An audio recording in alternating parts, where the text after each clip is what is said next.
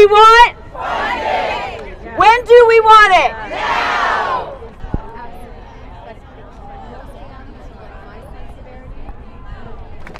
Sorry, I have to adjust the mic just a little bit. I want to thank you all for coming. We have people here from all over the province, and anyone that has ever supported someone with a developmental disability, any family member who has a child or a sibling or someone in their family with a developmental disability, you know how difficult it can be to get out of the house at all, let alone, in my case, we have people here from Windsor travel 4 or 5 hours down the highway. Yes, it can be very difficult. So I want to give credit to you all for being here, and I think what that does is it speaks to the importance of the issue that we're trying to address today. It speaks volumes to your resilience, and it certainly shows the government that you are going to continue to fight. I'm not going to say start fighting, because we all know that you start fighting for your children and for services from the day your child is diagnosed with a developmental disability until the day that you're no longer here with us. So this is a continued fight. It's interesting, I was reading an article from last year which referenced an article from 2013. Today my colleague Monique Taylor and I both stood up in the House and asked the Premier a question around developmental services, both for children and youth, but also for those that have now transitioned into adulthood. And what struck me is that the minister's response today was a cut and paste out of what was said by the ministry in 2016 and a cut and paste from what was said in 2013. Before I go any further, I'm just starting to notice some of my colleagues are coming out, so I want to make sure I recognize them for being here. So the fellow behind the camera with the mustache, you probably see more mustache than you do camera, is my colleague Wayne Gates from Niagara Falls. Behind him in the really cool shades is Taras Natashak, MPP for Essex. Next to him is Mike Mantha. He's the MPP for Algoma Manitoulin. And I think I saw Franz Jelena here for a bit, but unfortunately she had to go back in because she has a committee that she has to go sit through. So I want to thank them for coming out. I know there were many others of my colleagues that wanted to come out. Unfortunately, sometimes we have to stay inside the building and work. And I also want to recognize my colleague, many of you will know this one, Monique Taylor.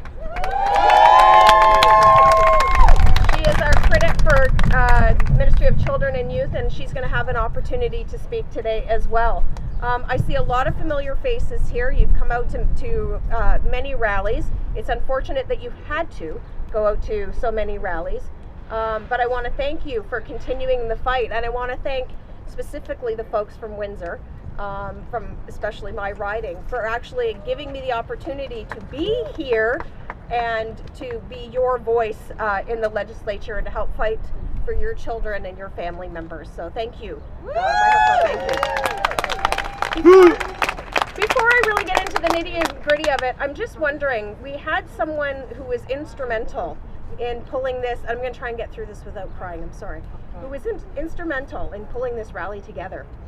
I'm pleased and honored to be able to call her a friend. I met her through the fight for her son Gregory, who's 16 and has severe autism. We started to get to know each other when the government was cutting services for children over the age of 5, and I am proud to have gotten to know her and honored to call her friend.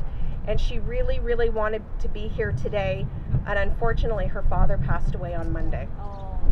So I'm just wondering if we can take a moment of silence to honor Mary Beth's fight for not only her child, but those across the province, and to honor her father, Joseph Berthium, who also was a very strong advocate, not just for his grandson, but for so many others like him. So if you don't mind, please join me in a moment of silence.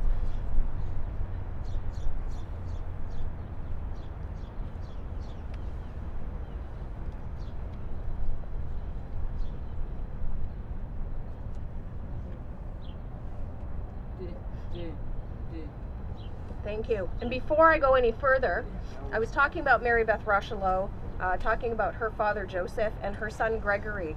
And because Mary Beth couldn't be here, she sent up something for me to wear to draw attention to and to honor her son Gregory. So I'm just going to take a minute. Normally I wouldn't turn my back to you, but I'm going to take a moment because on the back of my shirt is a picture of Gregory, and I can tell you that he is one of the most spectacular human beings that I have ever met. Don't ever try and touch his firefighter or his hockey book, though. I learned that lesson the hard way. So this is a picture. This is Gregory Rochelot. So today I'm wearing the shirt for Gregory because he couldn't be here with us. Now I don't think it's news to anybody here that the struggles that you face trying to receive funding and services for your loved ones that have a developmental disability. And I think it's important to highlight that although we have many members of the autism community who have been incredibly strong advocates, warriors in fact, and I see a couple of them over there. They've been here quite a few times. Developmental disabilities, it's a wide range. So we have families with children with cerebral palsy, with Down syndrome, with Edwards syndrome, and the list goes on. And some of those developmental disabilities, those children are labeled as having a developmental disability, but it's not identified as to which developmental disability that is. So I think it's important to make note of that this is not just one group of people that is affected. There are so many across this province that have been diagnosed with a developmental disability. And it's the responsibility of the government to assist the families and the caregivers to make these or help these children thrive, not only as children, but as they enter adulthood. They should never, ever, whether it's a child or an adult, be left to languish on a wait list for funding or supports. Hear, hear.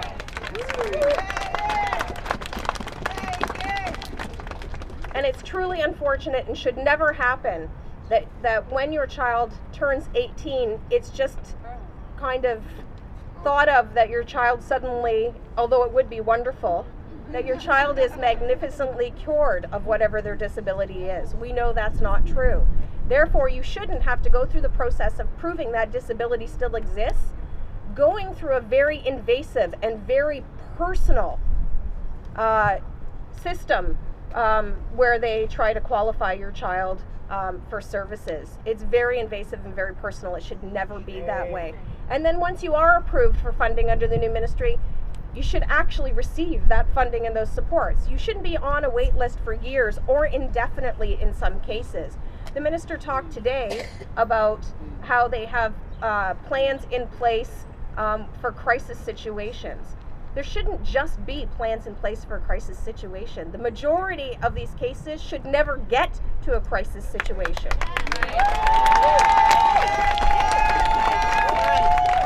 If the government was proactive, if they actually bridged the gap between the age 17 and 18 and beyond, we would see a lot fewer crises in this province.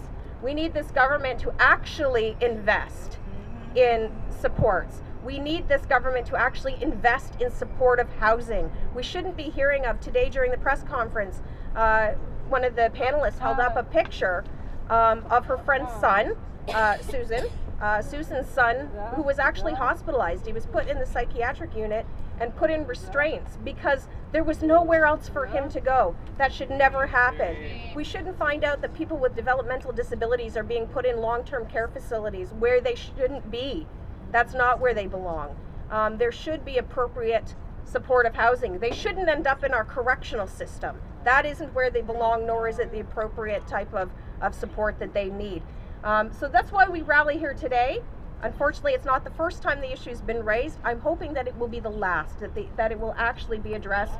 We will see an elimination to the wait list. And I can tell you this, I'm very proud as a New Democrat to stand with my leader, Andrea Horwath, and unfortunately she wasn't able to be here today, but to stand with Andrea Horwath and the rest of my colleagues and tell you that we have pledged to eliminate that gap in funding and services between the age of 17 and 18. We would fully fund the services. There would no longer be a cutoff at the age of 17 just to start the process all over again. We know the importance of the continuity of funding and services. We know how important it is. We know how quickly things can change, how there can be a backslide in progress that these children have made simply because they lose funding and services. So we pledge to you that if we were to form government, when we form government in 2018, we will eliminate that gap. There will be that continuity of funding and services. And so I get to speak again at the end. I get last word. I love that. I'm the youngest child. I usually get last word. I'm also one of the newest members here, so I don't often get last word. But I'm going to hand over the mic because I know we have a full lineup of speakers who also have interesting perspectives to bring to the table. Thank you again for coming. And oh, wait a minute. I forgot something really important. The person standing beside me just reminded me that I have to give a shout out to QP Local 2073 from the Canadian Hearing Society. I want to congratulate them for their fight to be able to provide services to some of our most vulnerable citizens, for standing strong, and for waiting 4 years to get a contract before they actually went out on strike. But now they have a tentative agreement because they stood strong, and I can tell you that the deaf community rallied around them as well. So congratulations to all of you. Well done.